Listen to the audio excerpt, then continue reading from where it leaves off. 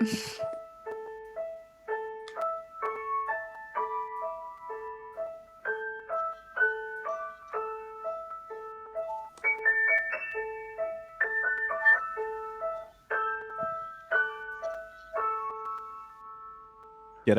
and welcome to episode 1 of Film School this July 15th, 2020.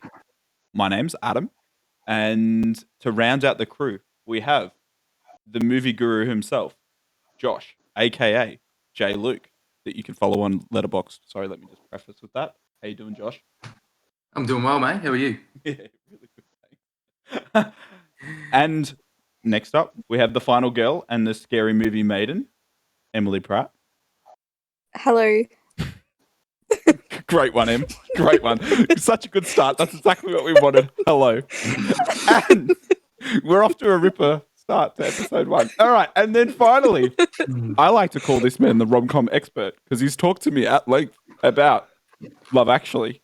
He is a super fan. His name is Chris B. How you doing, Chris? I'm doing well, mate. Thanks for the intro.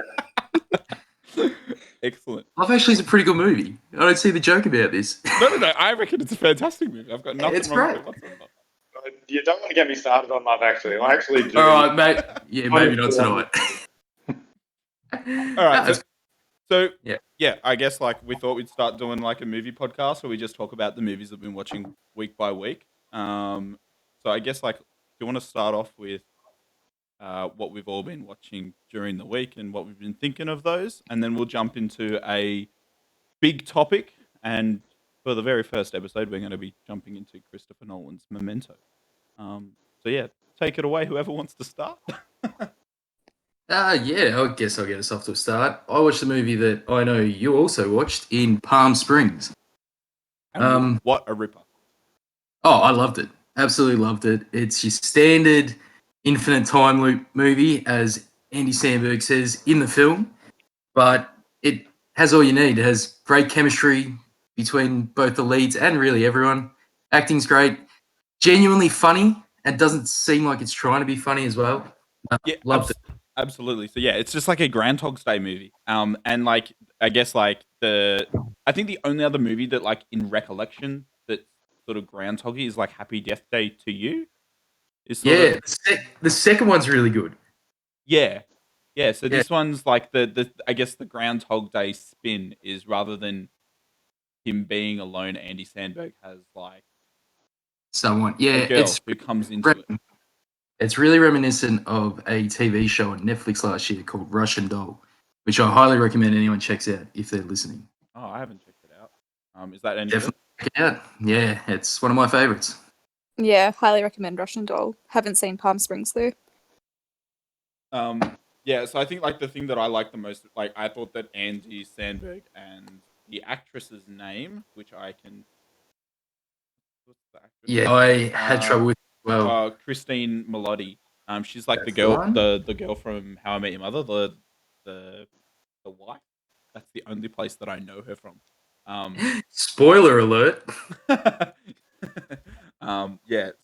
the premise, is that they have Groundhog Day, and I guess you can probably imagine what the storyline is, I suppose. And it's really good. Characters rule. Yeah. On to the next one. What else we got, guys? Yeah, you go. Something I know that we have, almost all of us have seen is Relic, the new Australian horror movie by Natalie Erica James. Yes, very good one. Okay, so I haven't seen this, so tell me more. So basically, modern horror movie.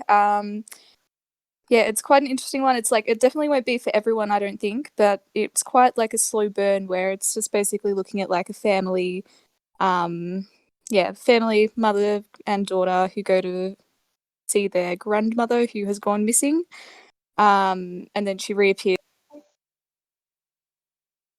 Okay. Emma's dropped out there, but I can pick up on this one. Did I just disconnect? Yes, she did, but it's all right. Okay. I had it covered. Cool, you can keep going. Yeah, and so the grandmother reappears and creepiness ensues, I will say, to not spoil anything. But I saw a good Letterboxd review on this one. I can't remember who it was by. Shout out to whoever I missed. but it said it is an hour of mounting terror followed by half an hour of terror, and I like it. I think that sums it up really well. Yeah. Yeah. Hmm. Yeah, the Yeah, it's tension good. is built really well in that movie, and it's awesome to see an Australian film actually do pretty well, or actually be shot well, especially Victorian one. So was it Yes. shot Yes. and filmed in Australia, or was it like done? Like, does anyone know anything more about it? Oh, it's full. No, it's full Australian. Oh, okay. It's it's The grandma in it, or the main character in it's from Upper Middle Bogan, I think it's called. So like a really sort of random Aussie comedy. So it's interesting to see her as a horror type movie. A lot different. So I'm just looking at the cast now. So it has Robin Nevin, which is from other movies, including like The Matrix Reloaded, The Castle, which is another Aussie classic, and Gods of Egypt. So she's so many of those random Australian actors showed up in those two Matrix sequels because they filmed them here back to back. Oh, and I guess Ah. like the one that most people would know is probably like Emily Mortimer. Yes. Who's from like Shutter Island and Hugo, Mary Poppins Returns. Yeah. Some very good acting in that movie. Very, very good filmmaking. Highly recommend as well. Mm. So like when like in terms of like comparing it to like other horror movies, does it stack up to like other like big classics that you've seen like recently, or is it? I think given So like in horror, let's like okay, so let's do like a 5-finger scale. So like in terms you of start horror, with like Shining at the top. yeah. You have like your peak movies at the top, ranked right down to like what's like a terrible horror movie we've seen recently. When a Stranger Calls, it is horrible. And when M comes back in, there she is. Hi again. I Oh, love, why that is this she keeps, happening? I love that she keeps dropping out. In the end, thrown in the end, you can't do anything. Terrible horror movie. Mm. When a Stranger Calls for our ranking system. That could be our 1. Okay. The Shining can be our 5. And I think it ranks about, if you're ranking on that scale, probably 3.5. That's just because The Shining's so good. But Okay. very Hereditary style horror, I would say. No, okay. Mm. Ooh, didn't love Hereditary, but all right. It's more like understated than Hereditary, though. Like Hereditary is a Very. bit crazy, whereas this is all just very much like in the one house. Like it's still creepy, but it's not like I don't know. It's not as wild as Hereditary. I don't think. Okay. It's just Because same sort of tension. I text Mm. you after you watch this, and Mm. Em knows that I'm a scaredy cat. So, and she was like, "You can watch this by yourself." So I think Yeah. that sits at like a nice 3.5. All right, sounds good. Yeah. I might check that out. All right. What else have we been checking out like when watching? I decided last night to watch a horror movie, not a very good one, but it was still a horror movie, as Annabelle Comes Home from last year. So it actually the first hour was quite suspenseful. I was pretty impressed with it. And it's got a couple of good actors at the start. I think it's Patrick Wilson and Vera Farmiga, I think. Formiga, I think. I don't know. Yeah, so it starts off quite like it looks like it's going to be a big budget sort of movie at the start, and then it gets some lesser known actors. But it was quite enjoyable for about the first hour, and then it just went a bit silly, went a bit downhill after that. But I think that one's part of the Conjuring universe, and that's probably why they shoehorned in Patrick and Vera to get their contractual obligation out of the way before you got your regular sort of spin-off in there.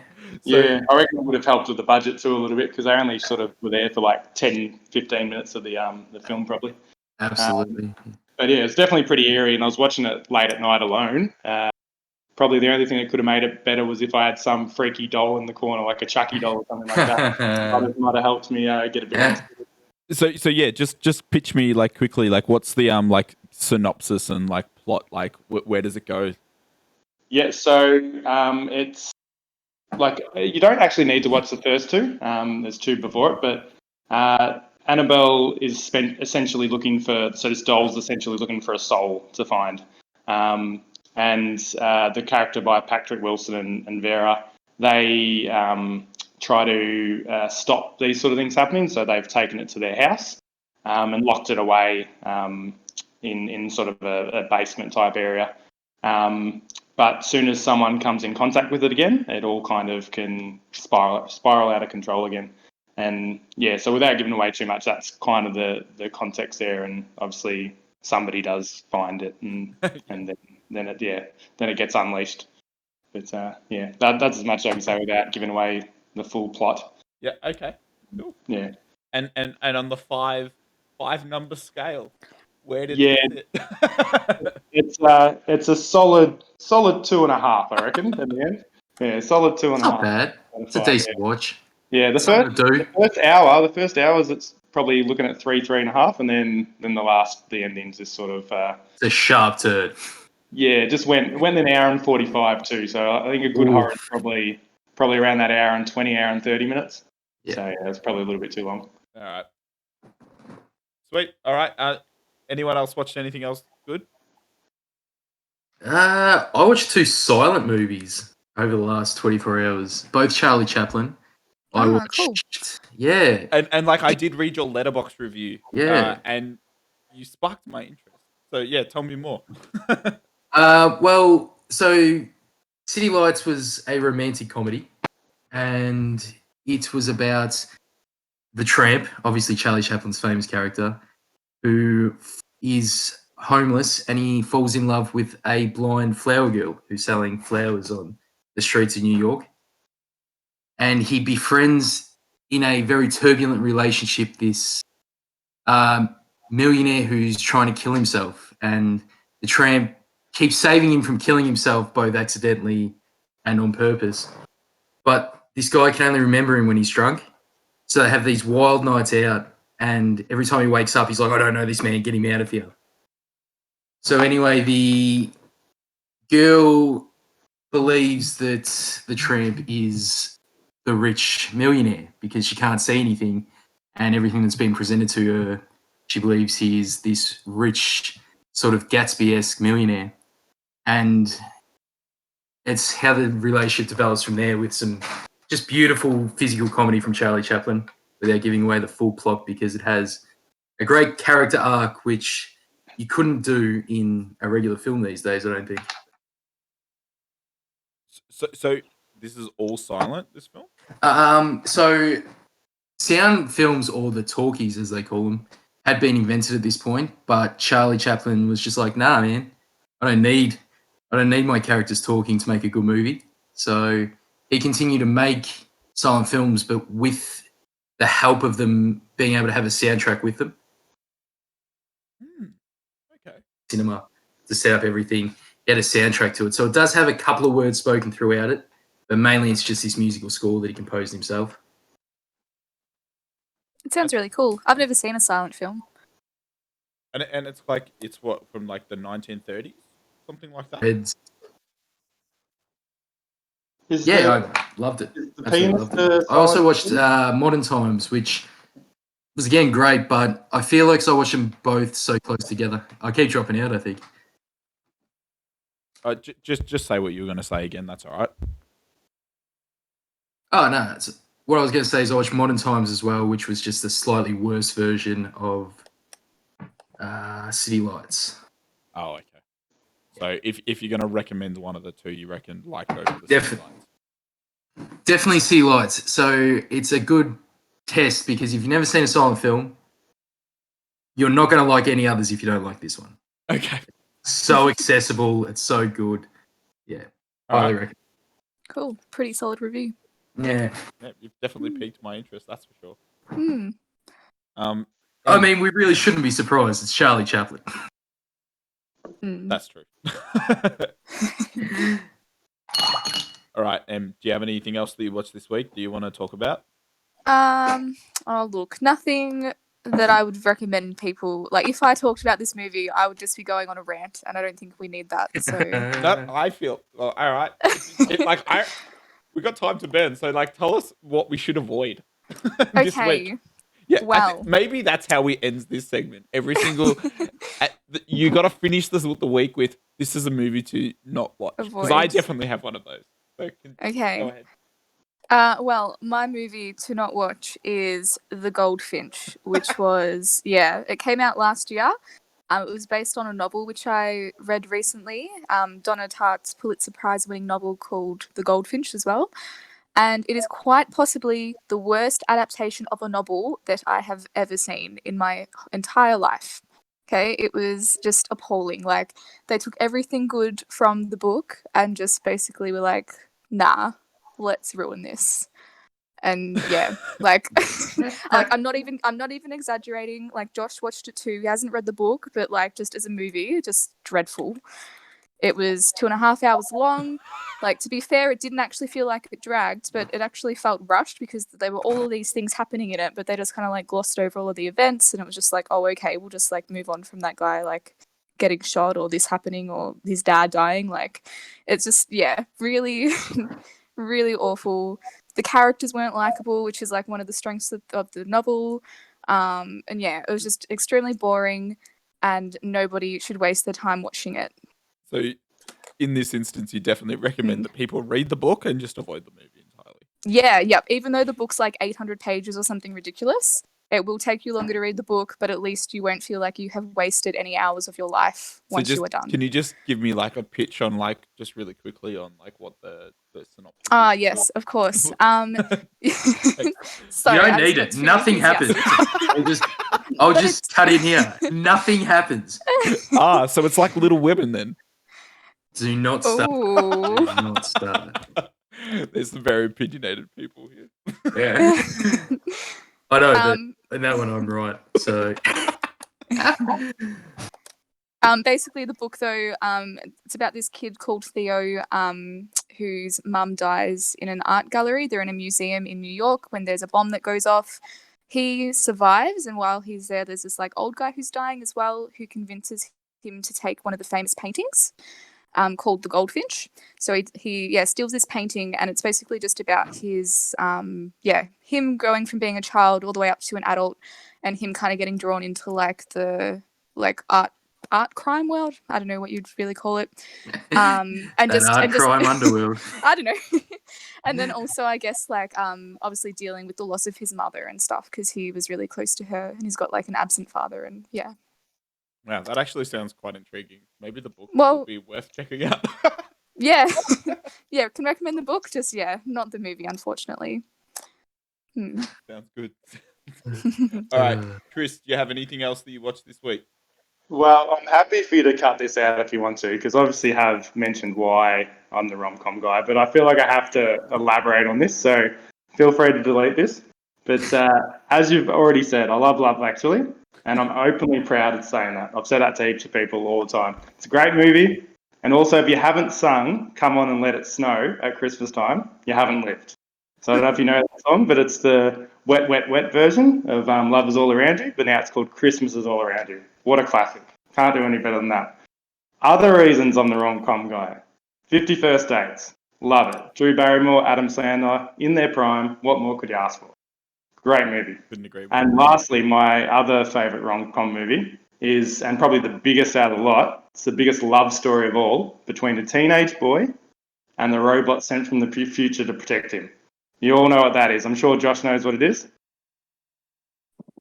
I'm dead silent. I got no idea what you're talking about. No, sorry, my audio was cutting in and out. I missed most of that.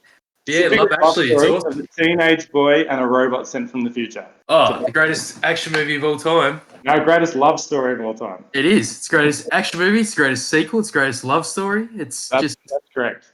All right, what movie is it, guys? Yeah, what movie is it? Come on, guys. Oh. Dun dun dun dun dun dun dun dun. Clearly Terminator 2 with the man himself, Arnold Schwarzenegger. Yeah.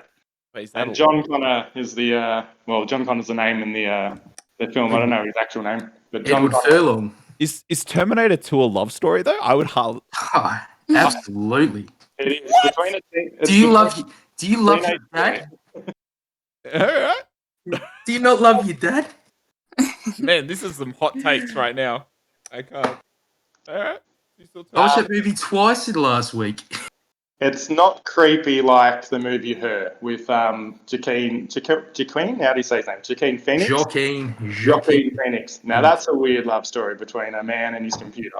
But Are you kidding me? It's Scarlett Johansson's voice, and it's fucking it is. Yeah, so everything that we've ever wanted. it's probably acceptable then if it is Scarlett Johansson's voice. But other than that, it's I don't care that she's talking to everyone else in the whole universe. Just yeah. All right. So I guess the only other movie that I personally wanted to mention was The Old Guard, which is this new Netflix film, and if you haven't seen it, I highly recommend seeing it. Essentially it's an immortal story.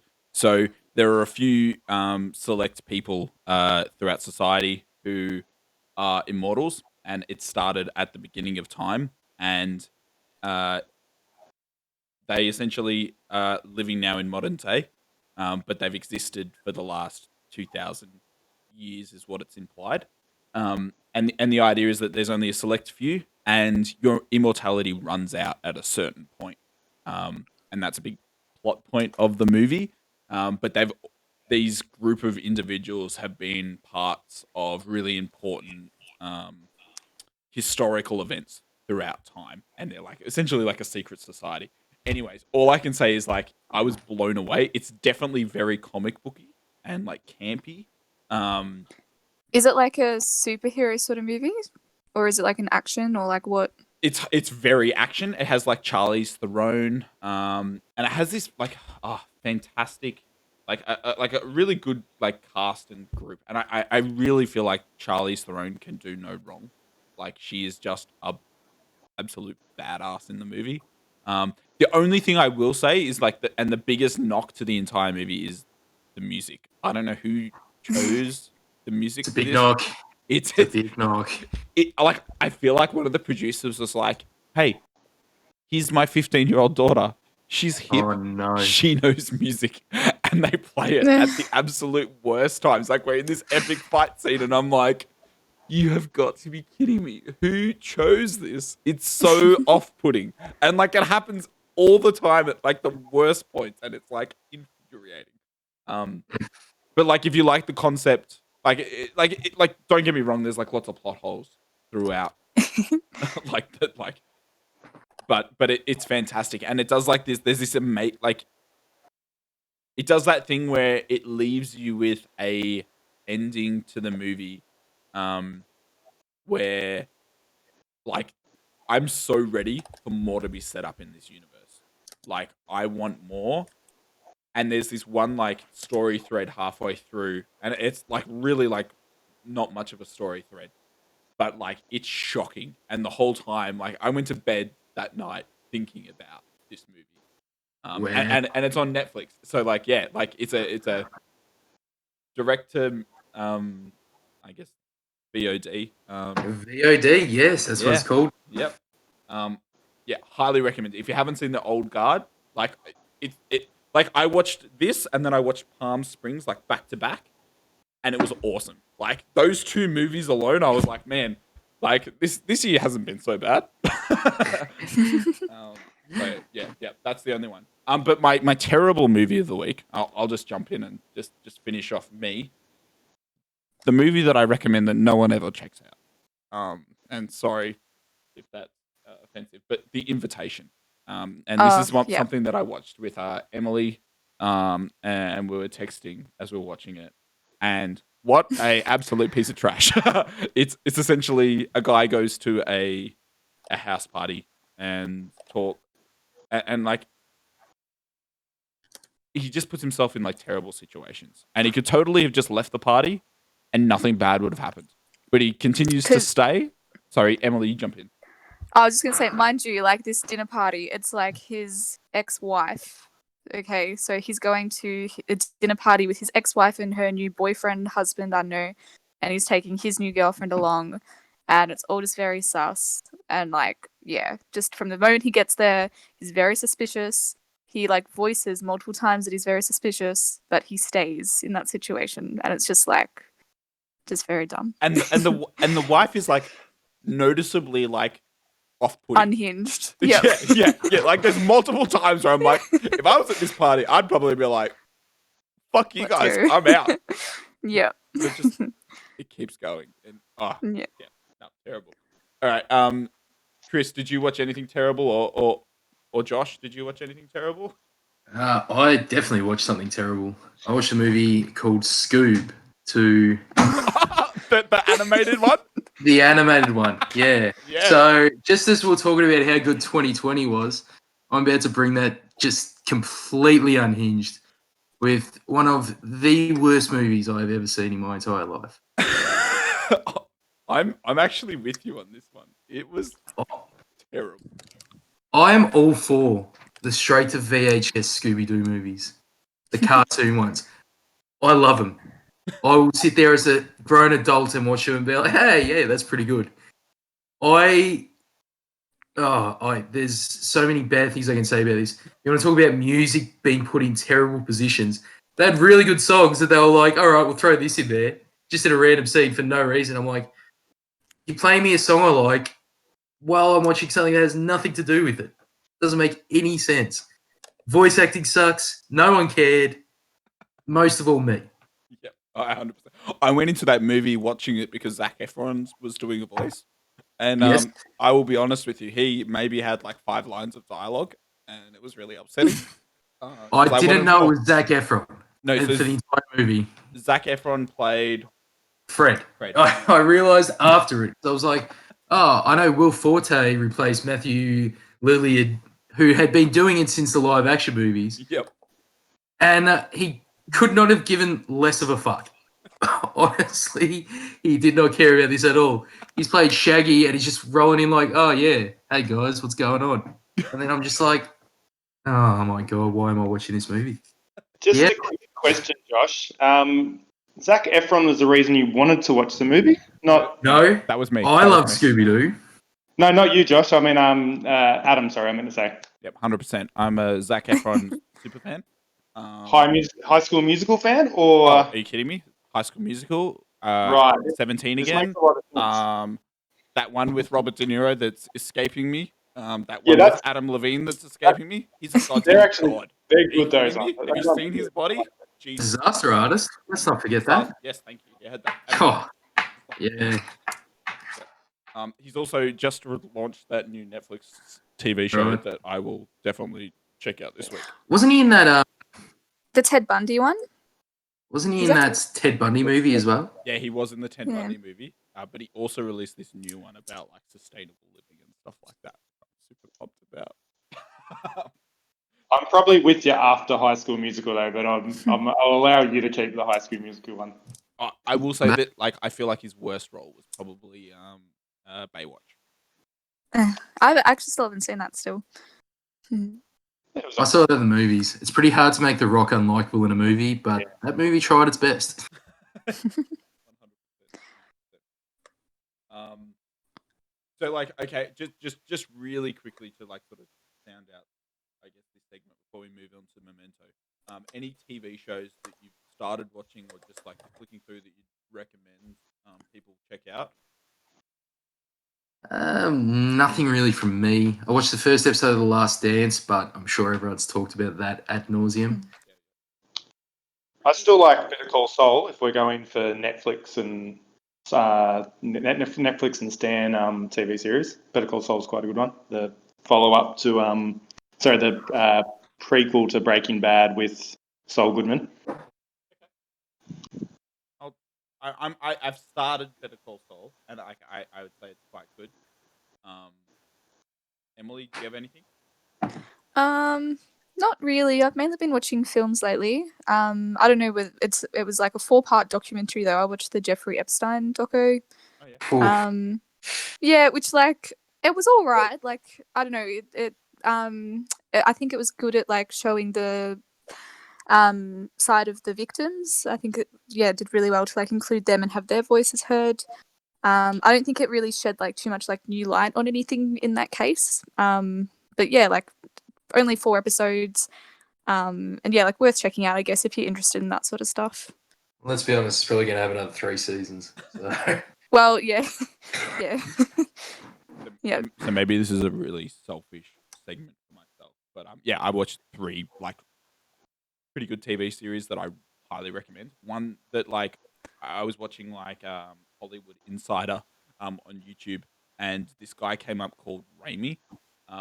and that's a show on Stan at the moment in Australia, and I think it's on Hulu in the States, and it's essentially following like this millennial Muslim guy about our age, so like 26 to 30.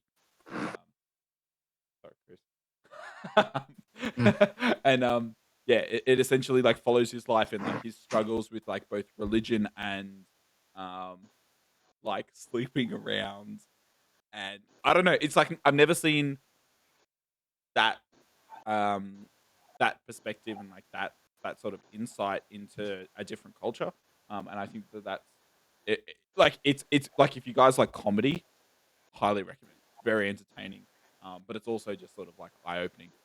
So Remy's one, and then I'm watching like The Legend of Korra, which is pretty good, and then the other one is Love Life, which is with Anna Kendrick, which is like an anthology series. It's like an 8 episode stint, and it follows the different boyfriends that she's had over like an 8 year period, and it was surprisingly good.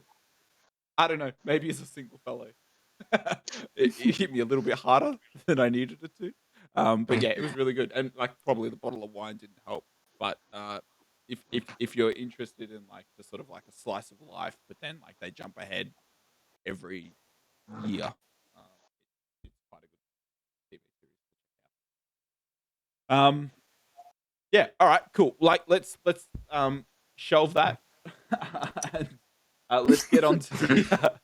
Interesting choice of words. There's no music festivals happening at the moment, Adam, so don't know if we're able to do that. All right, so we're gonna get into. I really had nothing to say. Yeah, In it's response easy to that- just not touch it sometimes. yeah. So you can just hit delete there. We're all good. All right, let's get into the big topic, and Josh, take it away. So today we'll be discussing Memento, which is a 2000 thriller from Christopher Nolan that follows Leonard Shelby, played by Guy Pearce, a former insurance investigator on the hunt for his wife's killer. Problem is that Leonard suffers from anterograde amnesia, or short-term memory loss, as a result of an injury sustained in the home invasion that resulted in his wife's murder. Leonard's memory cycle is very short, so he tattoos clues on his body and writes on Polaroid pictures to give himself a roadmap to travel each time the cycle restarts. He's helped along the way by various characters, but who can he trust is the question. The real intrigue in this film is in the form as much as it is the narrative, as Nolan unravels his story through 2 timelines, one in black and white that is travelling chronologically, and one in colour that is happening in reverse. In other words, we start at the end and we're backwards in short blocks. Well, that wraps up the spoiler part of the discussion. Let's see what we all have to say about it. All right, so what's the initial thought? For me, at least, like, I don't know. I've always regarded myself as like having a reasonable level of intelligence, but this film made me feel really, really dumb because I did not understand anything that was happening. So like, because I'm totally like, so I've never seen this film before as well, and I'm the same thing. Like, it was one of those films where I went into it not knowing anything except like it's Christopher Nolan, so obviously he fucks with time. And man, yeah, that first like 30 minutes was a something. I was like, I don't know what's happening. So Emily, like for me, like the bit where I thought that like it all made sense to me was like when he met the girl in the cafe. That was when like the first time like the storyline sort of made coherent sense. Natalie, was that her name? Yeah. That was her name. Yeah. Yeah, for me it was when I think like it showed that she was like manipulating him and she punched him or whatever. Is that what happened? I don't even remember anymore. Yeah. Basically, yeah. Yeah. I thought I understood then, and I thought it was like, oh, okay, they're manipulating him to like, go and kill someone for them, or I don't know, something sinister. But then, like 5 minutes after that, I was like, nah, I'm completely lost again. I was pretty similar to you guys. It took me a while to get it, and then I had a light bulb moment when I was thinking of Shutter Island and working out what was sort of underlyingly happening there. So I won't say any more about it, but that was what allowed me to finally work out what was going on. So I guess the question, like, we should do like we're happy to do spoiler discussion Right. Yeah, for this, spoilers right? are Like, fine in this one. I think so. Okay. So when it was the repressed like he was creating a different memory for what had actually happened, with the fact that he'd actually killed his own wife, but he was saying other people had killed his wife, which was similar to what happens in the other movie Shutter Island, which is the light bulb moment for me. So that specific light bulb moment, because we were all watching this as a group over Discord. During that specific moment, I don't know if the other two picked up on it. I don't know if you did either, Chris. There was a spot where I should probably explain this first. Leonard creates a false memory about this guy called Sammy Jarkis. Was it Sammy Jarkis? Yeah. Sammy Jarkis, yeah. In which pretty much he assigns all the acts that he actually did to Sammy Jarkis, and he tells the story to other people as a way of explaining his condition. So when he gets to this specific point in the Sammy Jarkis discussion, you see Sammy in it was in like a mental institution, wasn't it? After he killed his wife. Yep. There's literally one frame or maybe two frames where it switches Sammy's face to Guy Pearce's face, to Leonard's face. And I don't know if anyone else picked up on that, but I saw it. But I suppose because I'd seen this movie a few times and sort of knew the ending, I was more likely to pick it up. But just after that is when Chris asked if it was a bit Shutter Island-y, and I was like, yeah, nice. I didn't see the guy Pierce change. I didn't see that. Go back and give it a look if you ever. Yeah. And that I was just remember saying poor Lenny. Oh, sorry, poor Sammy, and then I went, hang on, poor Lenny. There's like a one sort of almost Fight Club-ish in its editing.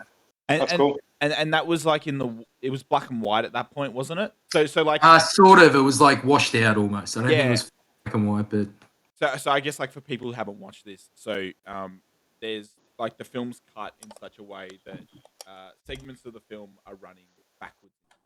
So you essentially get short, like, so the main character obviously has memory loss issues. So you get short segments, and all the colored segments are in, like, not in reverse, but they're like short snippets of the past. Whereas all of the black and white segments in chronological order. So it cuts between the two and staggers them. it's like going from Y to Z, then from then A to B, and then W to X or whatever. And then it all converges at a single point in time. So it all sort of overlaps in such a way that, like, the film kind of envelops on itself. And then at the same time, it also sprinkles, like, Guy Pearce's past history, from, like, before, I guess, like, the main set pieces. Yeah, I like it. It was one of those films that, like, yeah, you can't. I think that, like, the biggest disservice that it did, at least for me, was we were texting throughout it, and like, I feel like you needed to be spending like 100% of your focus on the. Yeah, I probably agree with that. It's definitely not easy watching. Like, you're not just having a relaxing night to watch that. You've got to definitely focus. So I was like quite literally mentally exhausted after watching it. I was just like, nah, I can't watch something else now. I'm just done. But, like, for me, it was like definitely one of those films where, like, as soon as it finished, like, that's why we jumped into the Discord. Like, I know Chris did the same. He started, like, chatting about it. He's like, I wanted to find out more. And I don't know if you guys watched that video that I sent into the Discord, but Christopher Nolan does, like, a great interview. It's about like 18 minutes, and he talks about, like, the plot and how it sort of, like, works, and the way in which he designed it. So I don't know. I thought that was really helpful in terms of, like, the perspective. But I guess, like, if you just watch the movie as a standalone, like, I guess, like, his mission was to make you feel like Guy Pearce. Yeah, and I think he definitely succeeded. That's clearly the point, right? Like, you Mm. don't watch a movie like that and finish and be like, oh shit, I was confused. That guy's done a bad job. You're like, well, this was clearly your intention. So you wouldn't make a movie like that unless you want a discussion about your film. And I feel like some people sort of get stuck in that sort of filmmaking, like M. Night Shyamalan, or however you say his last name, is one of those who, because he did the Sixth Sense and did the twist ending, he now became the twist ending guy. Yeah, that's true. But I also feel like that's like Nolan's MO as well. Like I don't. But this is early Nolan though. So part of me wonders if This is his that first, got him. like, theatrical release. Yeah, I wonder if that got him stuck into that, because from what we know about Christopher Nolan, he does it often as well. Like maybe not to M. Night's level, but almost everyone has that sort of, see, I got your ending. Yeah, absolutely. So like, especially for you, Josh, I highly recommend watching Following. So that's his movie prior to this, and that's the one. Which one? Following. Following. Let me have a look. Yeah, so it's 1998. It's a totally black and white film, a noir shot in London, and you can like this is just like you can see that Nolan's refining his skills in like the time jumping and like playing with editing in such a way, and I think that like even though that this was like I can't say that this was enjoyable to watch personally, but it was definitely one of those like there is a point in this movie where you click and you understand what's happening and you understand the sort of situation that Guy Pearce is putting him in, where he wakes up every morning and he's um putting the pieces together and he's like faking it and like just going along with like what his past self has done. And I think that Nolan really establishes himself in that in the Following, and this movie is a really great follow up to that. Yeah, well, I really like this movie, and because I've seen it a few times and have familiarity with it, it sort of loses its confusing edge because you already know the full narrative, so you don't have to piece it together as you go along. And I feel like because this movie is so form based rather than narrative based, like you're clearly watching it because of the way it's made rather than the story itself, because it's kind of a basic story when you think about it. I feel like this movie perfectly suited Nolan's direction style, which for me, sometimes he over directs movies. Things feel like they're directed within like an inch of their life. And I feel like this was a movie that needed that, because without that level of control over it, it would just go to shit. And I'm glad it didn't. So Josh, Uh, what movie are you referring to there? Because I have a few from Nolan that I don't particularly love. I don't even necessarily dislike them, but just from a visual point of view and from maybe watching it from someone who's watched a bunch of films, it feels like he knows he's doing a good job, if that makes sense. It's like sort of arrogant filmmaking. Interstellar's one of them for me. Okay. I actually quite like the movie, but it's always bordering on getting boring. Yeah. But it never quite gets there, but at the same time it never lives up to the hype. See, for me, I would say that. I was going to say The Dark Knight Rises as well. Yep. It's good. Yep. It's good. Yep. Again, may fall apart at the end because Nolan was trying to do his standard Nolan twist. Yep. Just for the sake of it. Inception as well. I feel like he was revisiting a lot of the ideas he explored in Memento. But visually, it's a great film to watch. So, yeah, I think that Emily needs to definitely check out The Prestige. I know that we mentioned that. The Prestige is one of my favorite ones. Emily, I think it's because it's a bit more human. Chris, have you seen it? Chris, have you seen The Prestige? I don't think I have. I've definitely seen Inception, and I think I probably liked it a bit more than Josh, but I do need to rewatch it. But yeah, I don't think I've seen The Prestige. I'm just going to look it up to Let's have a look. I actually really like Inception from a lot of perspectives. Sometimes the human element is missing in Nolan films. Like he's so obsessed with the form and the style of everything. Okay. It can seem a bit. Yeah, It doesn't looking at give- his filmography, I've only seen Inception, which I saw many years ago, and I don't really remember much from. I saw Dunkirk at the movies, which I quite liked. I thought that was quite well done. I reckon I probably have seen one of the Batman movies. I don't know what one. But that's pretty much it. I don't really know many of his films. Hmm. Hmm. Okay. Well, like, yeah, I'm going through a phase where I'm rewatching all of Nolan's films. I'm keen to check out Insomnia next, because I remember that being like the one that's like not revered as like is great. But yeah, I don't know. We'll see, and I'm sure I'll bring it up on future podcasts. I feel like Insomnia I've seen, but I've got Robin Williams in my head or someone like that. But I'm not fully sure if that's it. All I right, think it was.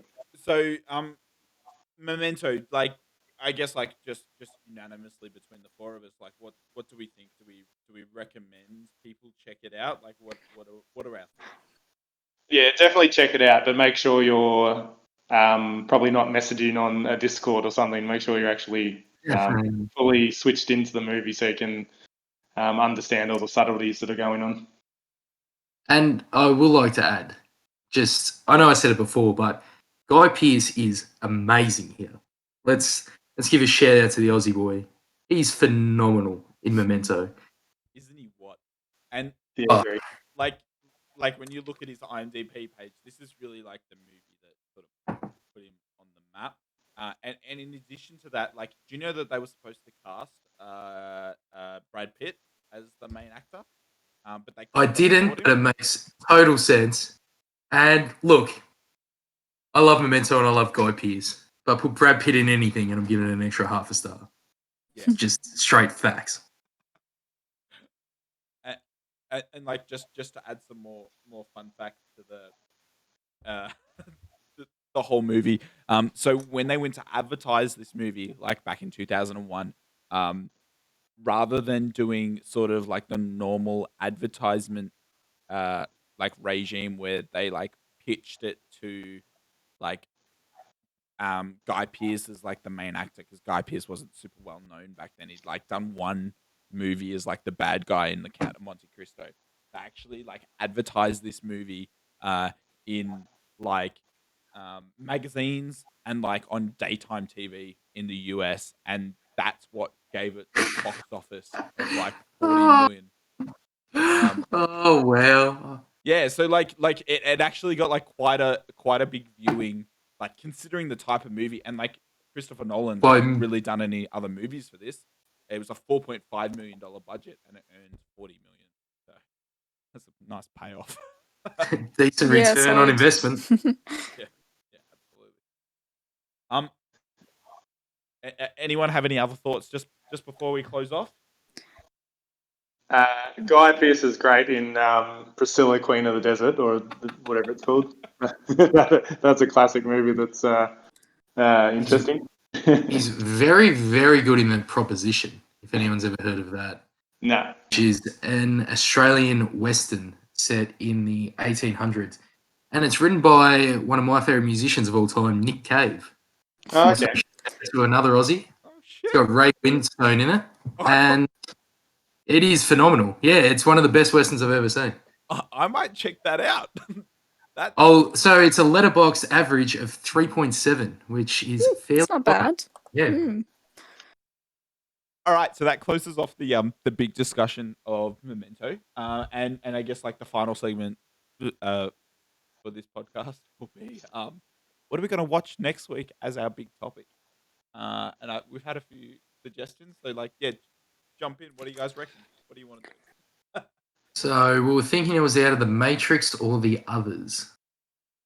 I feel like Josh has a big bias towards checking out The No. Matrix again, and I'm I don't, absolutely no. all for it. Bring it on. Well, I've seen The Matrix so many times and I've never seen the others. So it's one of those things where do we rewatch one of my favorites or do we watch something that I haven't seen for the discussion? Whereas for me, I've seen The Matrix like once, but the others, I owned that on video. So I used to watch that when I was probably like 10 years old, and I was petrified when I would watch it in my room at night.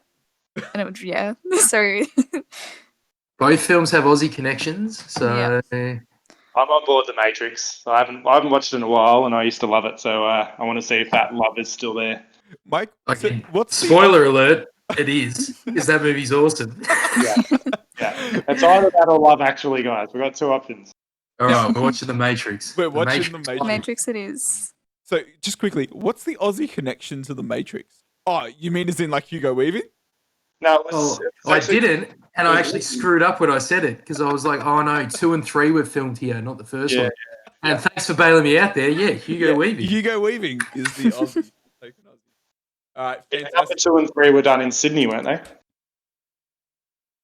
Shit, I did not know. Or was it the Gold Coast? It was one. No, Sydney, I believe. Yeah, I think you're right. All right.